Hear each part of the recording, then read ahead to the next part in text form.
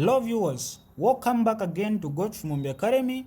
So in today's lecture, let's answer this question that came in 2020 physics or science paper 1, that is ECZ syllabus. So this was question 1 in 2020 science paper 1. So the question is saying figure B1.1 shows a simple pendulum suspended from a fixed point.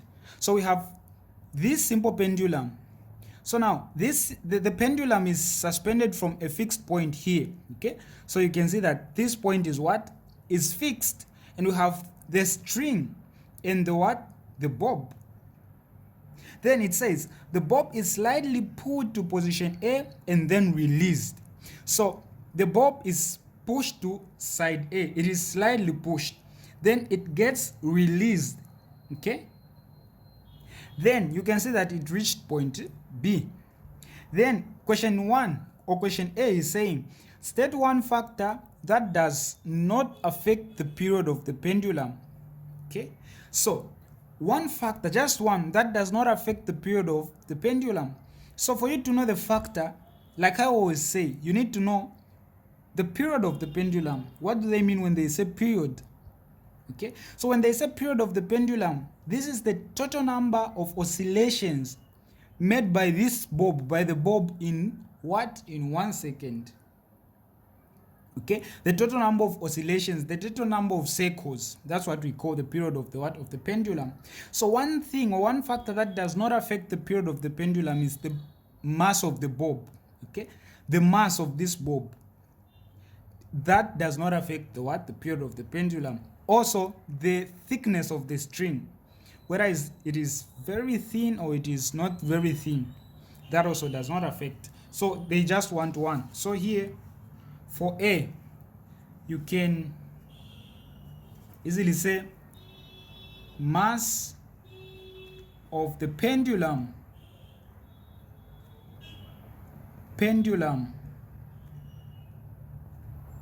bob. So mass does not affect. Then I said even the even the thickness of the string. Then the second question says if the values of time for 20 oscillations obtained where we have these values from 16.1 seconds to 15.8 seconds. So these were the values that we obtained for how many oscillations? For 20 oscillations. Then they say calculate the period of the pendulum. How many marks? 3 marks. So you need to do some calculations here. If these were the values of time calculated, now they want us to find the period of the pendulum in 20 oscillations. So one concept that is quite profound for you to understand here is when you see time is given like this, they calculated time at many different points. What you need to know is for you, because you understand that when you're calculating the period, there is where you use time. So what time are you going to get from this? When you see that you've been given a number of different times, you need to find the average. Then you are going to get the result, the answer that you get, and you use that one. So we're going to find the average of this. So we have all this. How do we calculate the average? Simply by adding everything, then you divide by the number of them. How many are they? That's how you find the average. So we'll say, so this is B. We're going to say time, small letter t, this is time. Capital letter T is period. These are two different things. So time is equal to, we will find the average 16.1 plus 15.9 plus 16.0. So we have 15.9 plus 16.0 plus 16.2 plus 15.8.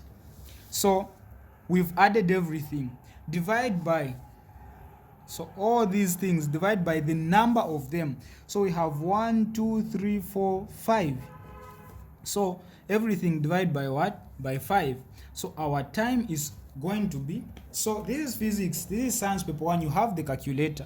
You just get your calculate and you add 16.1 plus 15.9 plus 16.0 plus 16.2, then plus we have 15.8, we get 80 divided by 5, it gives us 16. So our time is going to be 16 seconds. So this is our time. Then since we've calculated our time and the question is asking for period, you write the formula. Period is represented by capital T. Period is equal to total time taken over number of oscillations. So period is equal to total time taken is 16 seconds over number of oscillations, how many they are. We've been given in the question, they said 20 oscillations. So where there is any, the number of oscillations is 20 oscillations. Therefore the period is going to be, again you get your calculate, this 16 answer, you divide by how many oscillations, 20 oscillations, you get 0.8 seconds. So this is the period. So that's the answer for question B. 3 marks. I hope you've gotten it. The last question says calculate the frequency of the pendulum. 2 marks. The frequency. Whoa, it is very simple. This is C. Frequency is always equal to 1 over period. I said period is capital T. So 1 over period is frequency, meaning if your period is wrong, your frequency will be wrong. So we are going to say frequency is equal to 1 over period, which is 0.8, the one we calculated. So our frequency is going to be, you get your calculator again, 1 divided by 0.8, it gives us 1.25. So our frequency is 1.25 Hz, capital H and small z. So this is frequency, these are the SI units. So this is it. I hope you've gotten everything. Don't forget to subscribe.